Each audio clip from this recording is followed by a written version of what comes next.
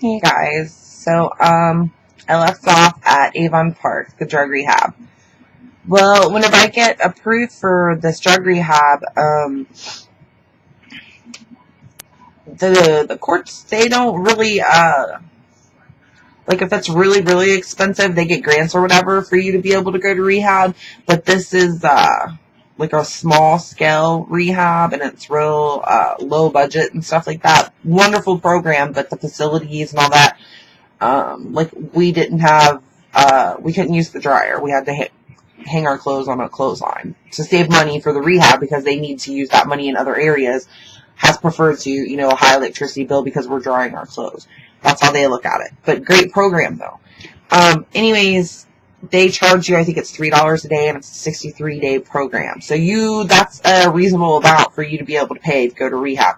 So you do have to pay that. That becomes part of your restitution, through the court system, that you owe your court fees and all that great stuff. So anyways, while I'm in the process of them, they accept my application, they call me and they tell me that I have to pay this, and they're asking me about my income and all this great stuff. And, I'm like, right now I don't have any income, blah, blah, blah, blah, blah. And they're like, well, what's your diagnosis? Because this is a dual diagnosis center and it deals with mental health. So I tell them my diagnosis, and, the lady asked me, have you ever filed for Medicaid, Social Security? She starts asking food stamps, starts asking me all this stuff, and I'm like, no. And she's like, why not?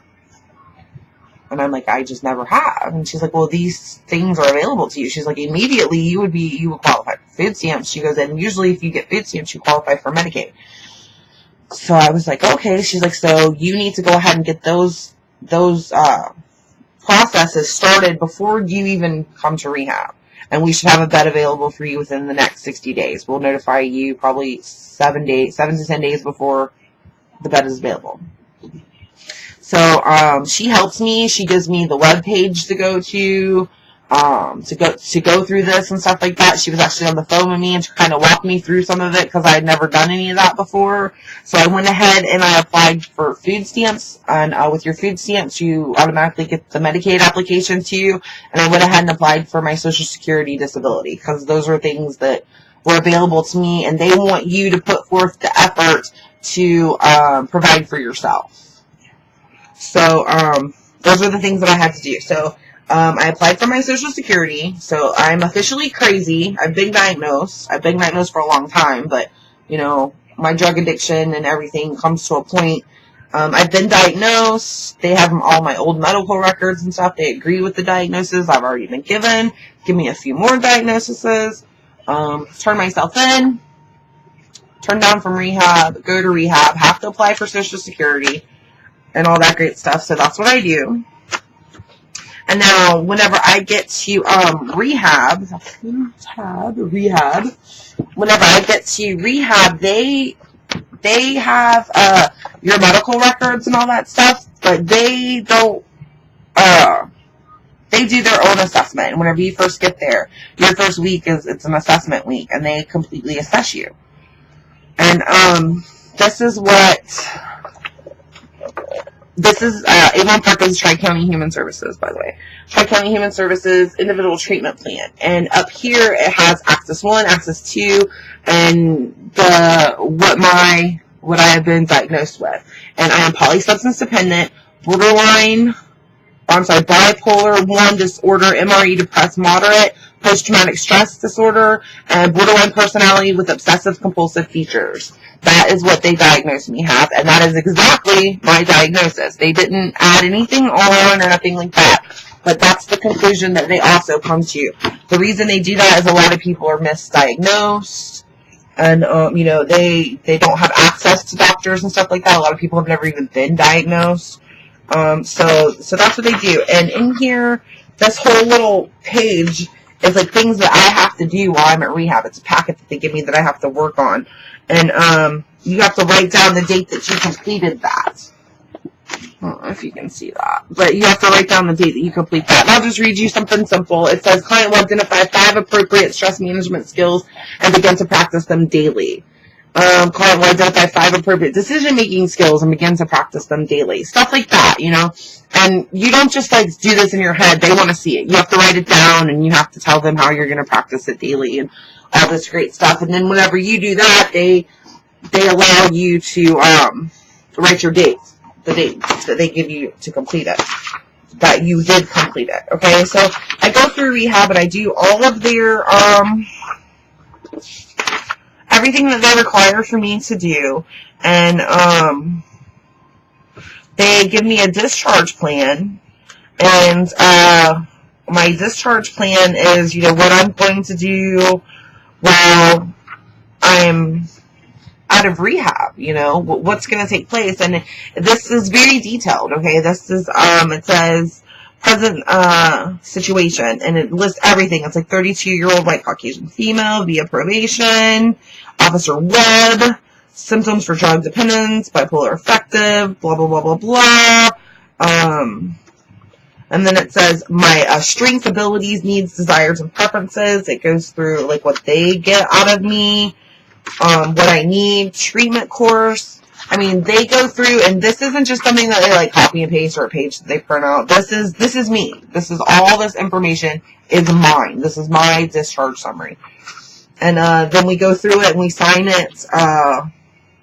You sign it, your counselor that you're given while you're there signs it, and also the director signs it. And it lists everything that you're supposed to be doing whenever you leave. Your doctor's appointments are already set up. Your prescriptions are ready to be picked up. You know, everything's set up whenever you leave rehab. And I'm trying to find that because I lost my original. And then whenever I went to court, I needed a copy. Yeah, here it is. I needed a copy of my certificate before I went to court, and they weren't going to be able to mail it in time because they had forgotten about it, so they faxed a copy of my completion to the judge, and the judge gave me this copy whenever I went to court. And, you know, and she wrote on there, enclosed you will find certificate of completion, date of admission, date of discharge, date of completion. Please let us know how you're doing. Please let us know how you're doing, as this is a reminder. Blah, blah, blah, blah, blah. The candlelight service. If you have any questions or concerns, please contact me. And this was one of my therapists that was there whenever I was there. So I graduated rehab. And I graduated rehab with a couple of certificates. This is just one of them. I did 16 hours of anger management. I did 16 hours of substance abuse and mental health crisis. And then this is another one that I participated in phase 1, 2, and 3 of the recovery program at the Avon Park, Florida Center. And I was moving into the last phase, which was the home phase and the completion phase before you graduate. So that's what I left the center with. And whenever I got home, it was tough because I had to report to probation the day that I left. The drug rehab, our graduation ceremony ended at 9 o'clock. It started at 7 and ended at 9 in the morning because whenever you leave, most people who leave this rehab have to report to probation that day. And you're out from all over Florida, okay? There's every now and then some people from out of state, but mostly people from all over Florida. So I had to report that day, and I reported that day. And it's a process because we had to drive all the way back, and then we had to sit at the probation office and wait because I didn't have an officer because they transferred my probation to that county while I was there for 63 days. And now they were transferring it back to the county that I lived in, and I didn't have a probation officer. And I sat there, and, you know, it was hectic. It was a very hectic day.